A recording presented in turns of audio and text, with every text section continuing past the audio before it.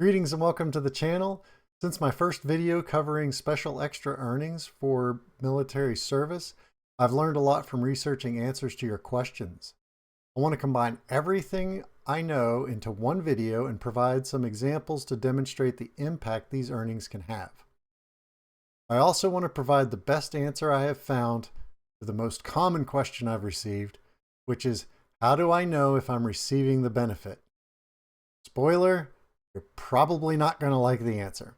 First of all, what is this benefit? Social Security Administration publication number 05-10017 clarifies military service and Social Security. Earnings for active duty military service or active duty training have been covered under Social Security since 1957. If you served in the military before 1957, you didn't pay Social Security taxes, but we gave you special credit for some of your service. You can get both Social Security benefits and military retirement benefit. Generally, there is no reduction of Social Security benefits because of your military retirement benefit. You'll get your Social Security benefit based on your earnings and the age you choose to start receiving benefits. To become eligible for benefits, you must earn credits by working and paying Social Security taxes. The number of credits you need to become eligible depends on your age and the type of benefit for which you're applying. In 2025, you receive 1 credit for each $1,810 of earnings, up to the maximum of 4 credits per year. The amount of earnings needed to get credit for your work goes up each year. No one needs more than 10 years of work or 40 credits. In my examples, military service starts in 1980, and at that time, you earned 1 credit for each $290 of earnings. Your Social Security benefit depends on your earnings averaged over your working lifetime. Generally, the higher your earnings, the higher your benefit. Under certain circumstances, special earnings can be credited to your military pay record for Social Security purposes. The extra earnings are for periods of active duty or active duty for training. These extra earnings may help you become eligible for Social Security or increase the amount of your Social Security benefit. Special extra earnings for periods of active duty from 1957 through 2001 can also be credited to your Social Security earnings record. If you were on active duty from 1957 through 1967, we will add the extra credits to your record when you apply for Social Security benefits. From 1968 through 2001, you don't need to do anything to receive those extra credits. The credits were automatically added to your record.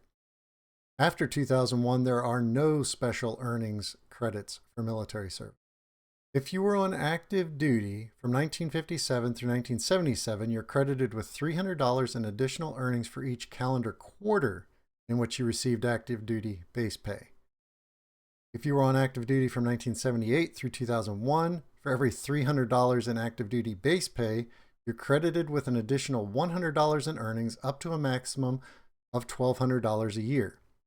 If you enlisted after September 7, 1980 and didn't complete at least 24 months of active duty or your full tour, you may not be eligible to receive the additional earnings.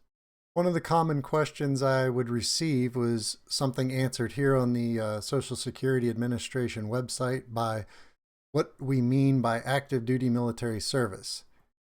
And that is that you served on active duty for training, or were in the reserves for any of the following U.S. military organizations. And of course, Air Force, Army, Coast Guard, Coast and Geodetic Survey, Marines, National Guard, Navy, Space Force, and commissioned officer in the Public Health Service. This is an important note. In all cases, the additional earnings are credited to the earnings that we average throughout your working lifetime, not directly to your monthly benefit amount.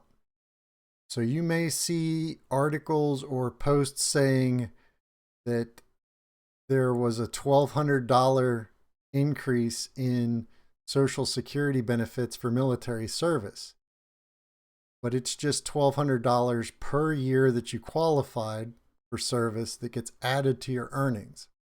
As I'll get into later, it's actually worth a little more than $1,200 as far as the earnings go because it's indexed. But it's not a direct increase in your benefit. When you apply for Social Security benefits, you'll be asked for proof of your military service, DD Form 214, or information about your Reserve or National Guard service. I've been told this doesn't actually happen, although if you do have service before 1968, they will probably ask, or you need to make sure if your service was 1967 or earlier that you do mention it, since after from 1968 on, it's automatic. But I would recommend you mention your military service when you apply for benefits. And I have some more information on this later. For now, I would just like to show you some examples. I decided to estimate the Social Security income for an enlisted service member with this rank progression over 20 years. To see the actual difference between different periods of service, we will keep this income the same in all examples, including the first one where the individual has no military service. So I'm just putting in an income similar to what someone might have received in the service. And in any of the cases where they don't have 20 years of service, I'm assuming the same income in a civilian job. In my examples, the military member starts mid-year in 1980 at the age of 18. They serve for either 4, 10, or 20 years. I'll show those more specific in the examples. I did a rank progression that I believe is, and maybe not completely typical, but this is definitely a rank progression that could happen throughout a 20-year career. And I based the pay I went to each year's base pay and entered that as their pay for Social, because that's the pay that gets taxed by Social Security. This is the baseline for the non-veteran. The same date of birth is used for all of them, of April 5th, 1962.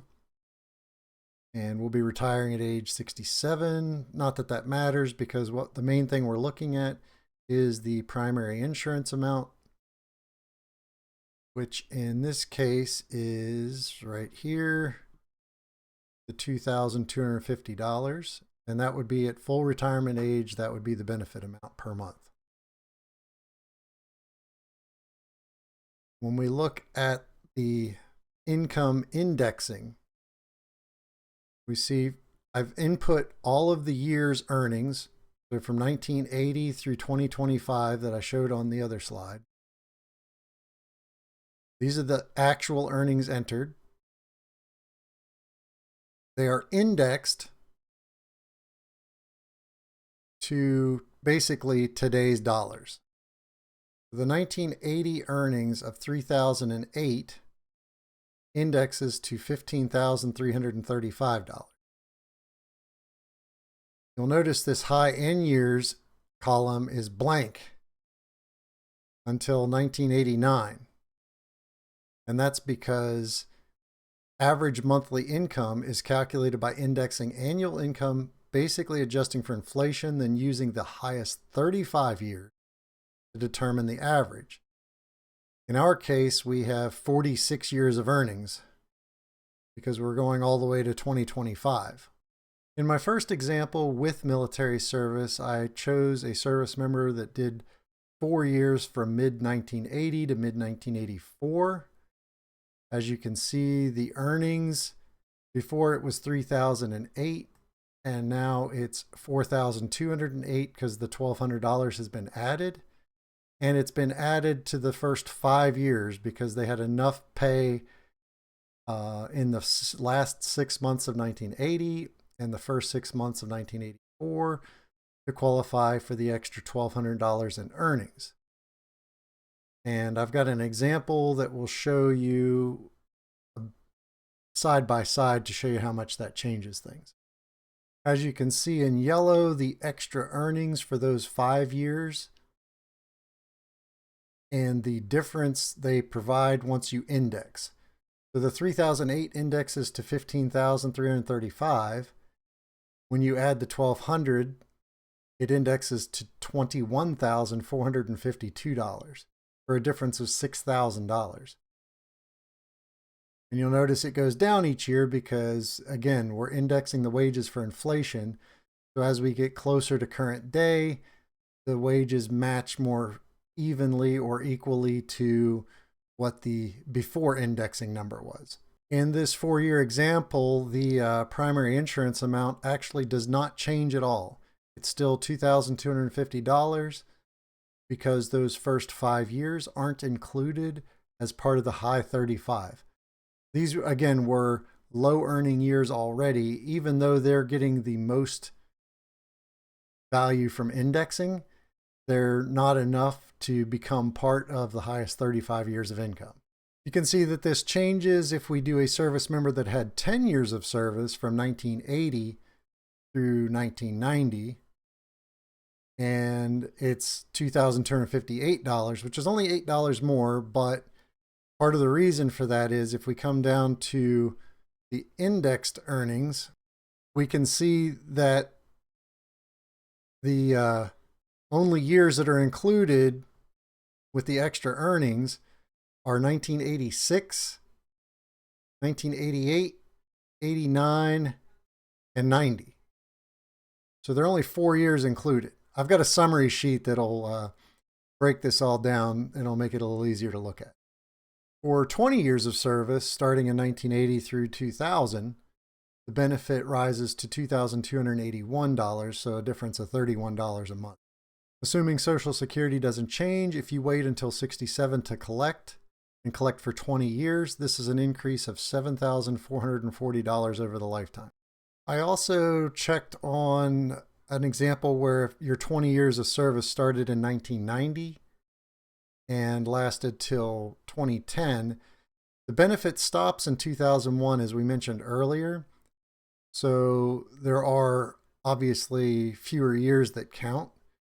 The benefit does drop by a few dollars to $2,278.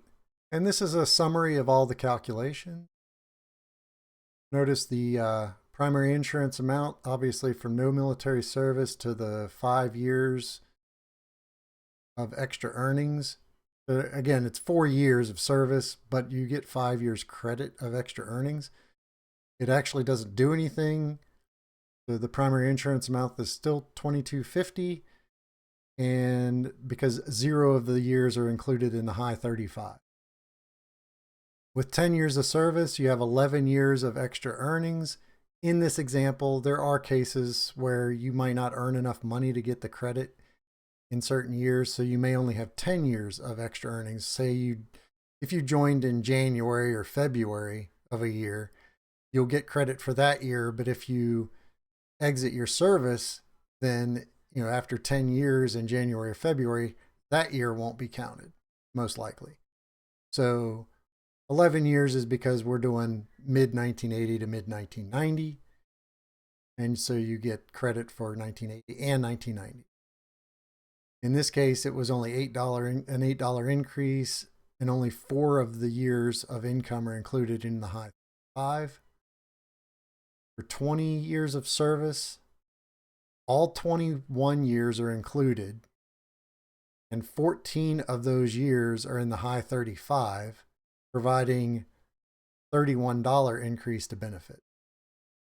And then in the last example, 12 years are used from 90 to 2001. Service was up until 2010, but the benefit ended in 2001, so you don't get the $1,200 credit past 2001. And this results in a $28 increase.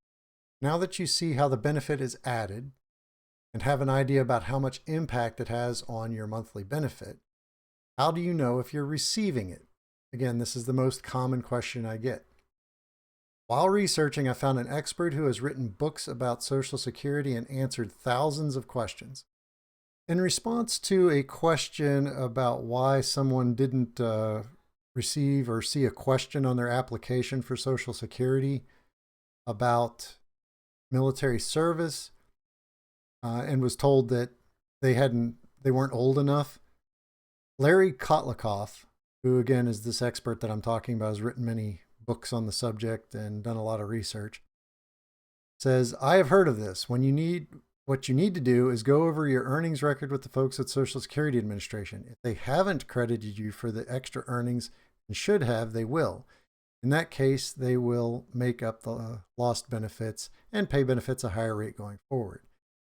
Now, the important part of this is the second part. Just to clarify, SSA retirement applications ask if the applicant had military service prior to 1968 because deemed military wage credits are automatically added after that. For service prior to 1968, people need to provide proof of their active duty to get the credits. Mistakes can occur, but I'd be very surprised if you aren't already receiving full credit for your service.